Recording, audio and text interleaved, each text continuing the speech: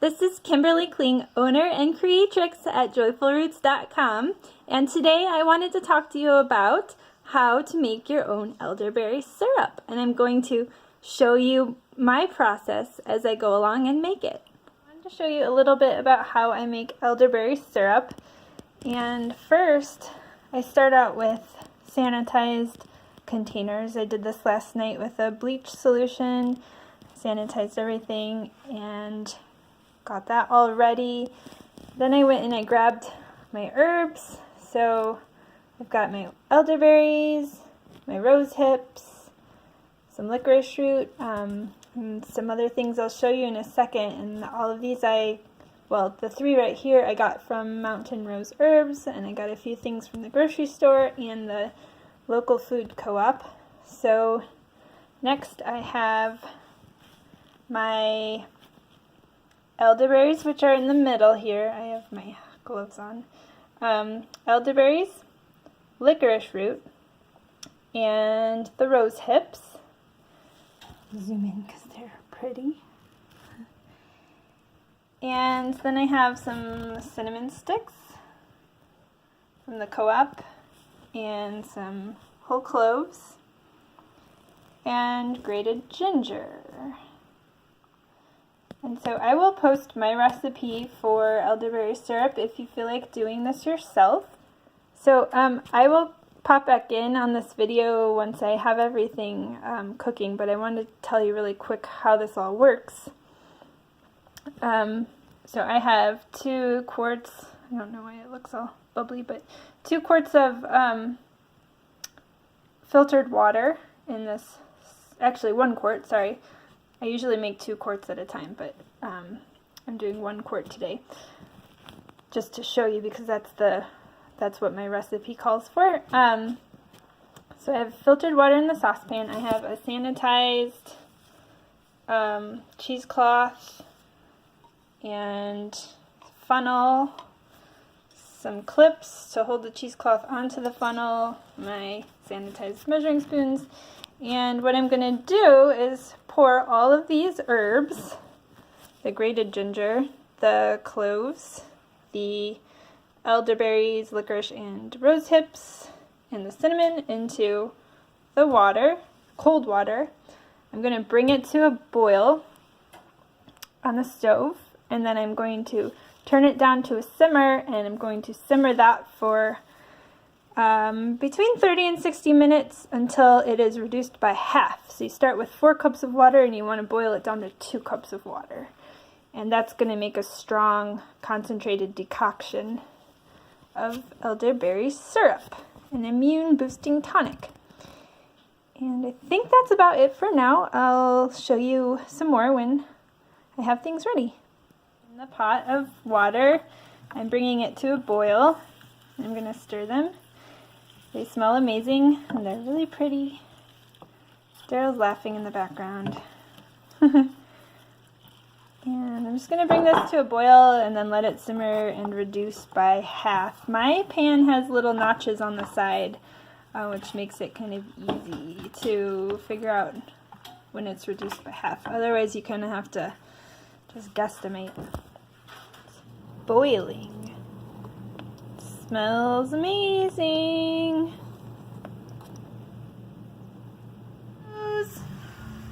I'm going to turn the heat down. This is a bit of an awkward angle, but I have the elderberry ready. It's simmered and reduced to half the amount of water. Now I'm going to pour it in the funnel through the cheesecloth and into the sanitized jar.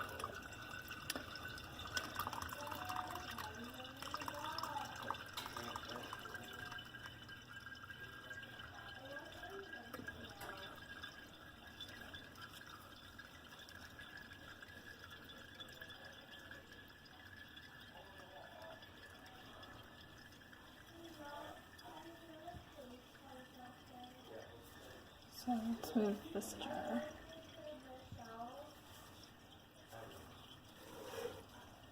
I'm just kind of mashing this in slightly with this spoon just to break it down a little bit so I can squeeze the remaining water out, which is really good to do because it's where a lot of the medicine still gets trapped in there. A lot of the botanicals. And in a minute I'll squeeze it. Alright, so I'm going to take this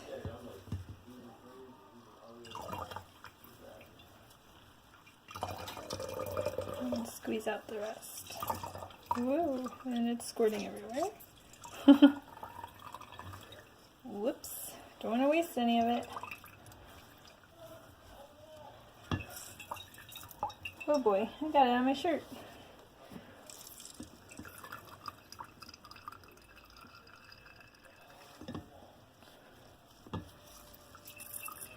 Just about at the 2 cup mark, so I'm trying to get as much of this out as I can. This is why you should wear an apron. And also, elderberry can stain your hands, so I do recommend wearing gloves if you have them.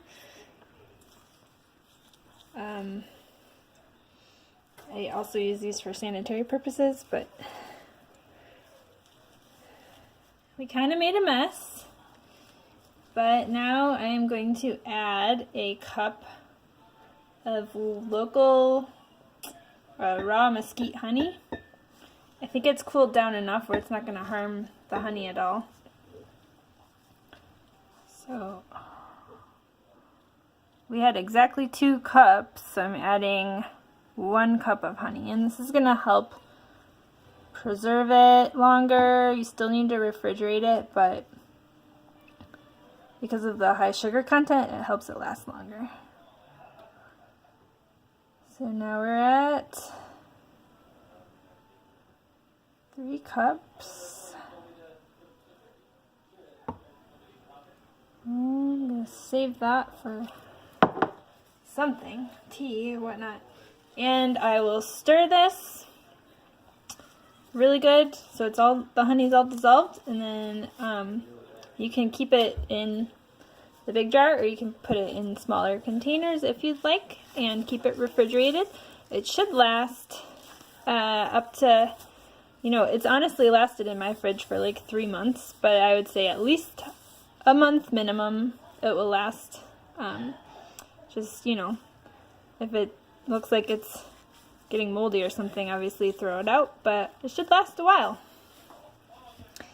And that is how you make elderberry syrup. I hope this video has been helpful to you and that you have a better understanding of how to make your own elderberry syrup so that you can keep your family healthy and well this cold and flu season.